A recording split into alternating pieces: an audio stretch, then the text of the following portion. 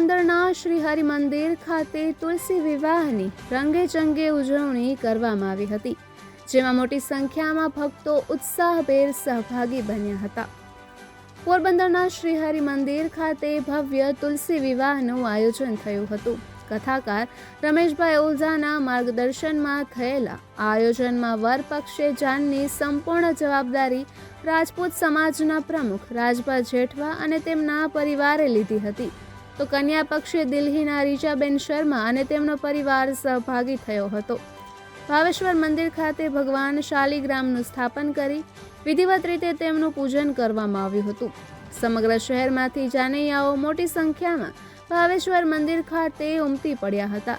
બહેનોએ ભજન કીર્તન કરી ભગવાન શાલિગ્રામના ગુણગાન ગાયા હતા અને શણગારેલી કારમાં ભગવાન શાલિગ્રામની જાનનું પ્રસ્થાન કરવામાં આવ્યું હતું। કેબિનેટ મંત્રી અર્જુનભાઈ મોઢવાડિયાએ પણ ખાસ ઉપસ્થિત રહી અને ભગવાન શાલિગ્રામના આશીર્વાદ મેળવ્યા હતા।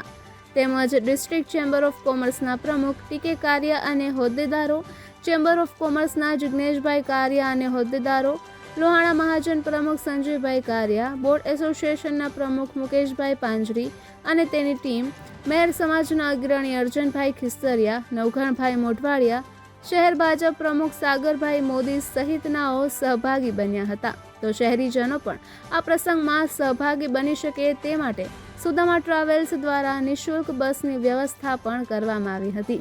તમામ અગ્રણીઓ અને શહેરીજનો વાજતે ગાજતે જાન જોડીને શ્રી હરિ મંદિરના પ્રાંગણમાં પધાર્યા હતા।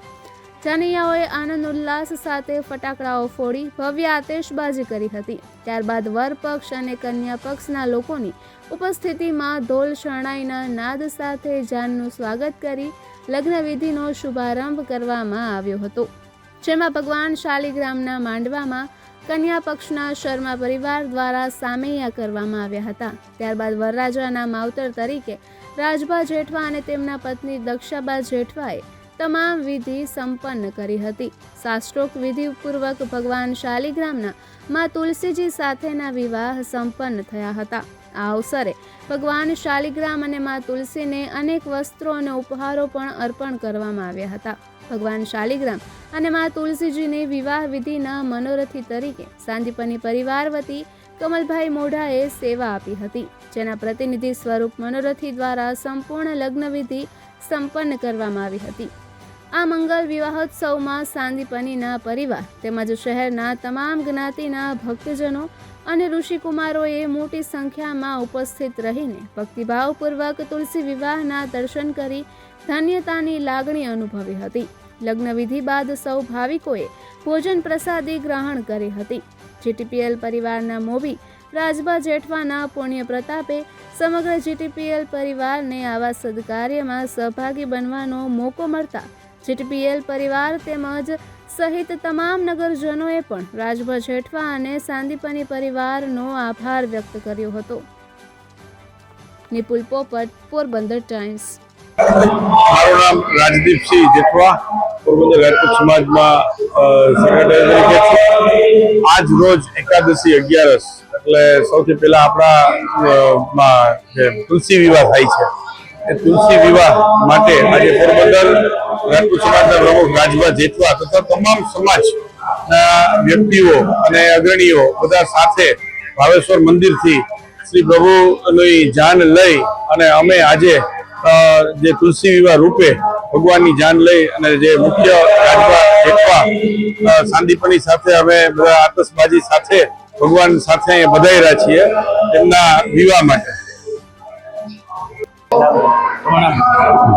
જય શ્રી કૃષ્ણ। મારું નામ રમણીક જોશી છે।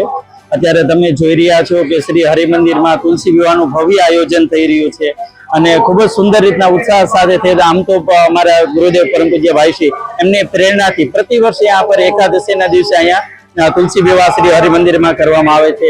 આયોજના ભાવિક ભક્તોને સાથે મળીને સુંદર રીતના આયોજન થાય છે। આ વખતે પણ આપણા કન્યા પક્ષમાંથી રીચાબેન શર્મા કરીને દિલ્હીથી જેને કન્યા પક્ષ તરફથી સેવા લીધી છે અને એમને સંપૂર્ણ આયોજન કર્યું છે અને આપણે રાજભા જેઠવા પરિવાર અને ગ્રામજનો જે ગામમાંથી સંપૂર્ણ જાન જોડીને વાતે ગાતે ભગવાન શાલિગ્રામજીને લઈને હરિમંદિરે પધાર્યા છે અને અત્યારે તુલસી વિવાહ સંપન્ન થઈ રહ્યા છે। પ્રતિ વર્ષ આ તુલસી વિવાહ થાય છે. બધાને ખાસ આગ્રહ છે કે જે આ પણ આયોજન છે આમાં બધા જોડાવ અને ખૂબ આપણે બધા સાથે મળીને આપણું જ આ કાર્ય છે માતા તુલસીજી અને ભગવાન શાલિગ્રામજીના વિવાહ સંપન્ન કરીએ છીએ. બધાને જય શ્રી કૃષ્ણ.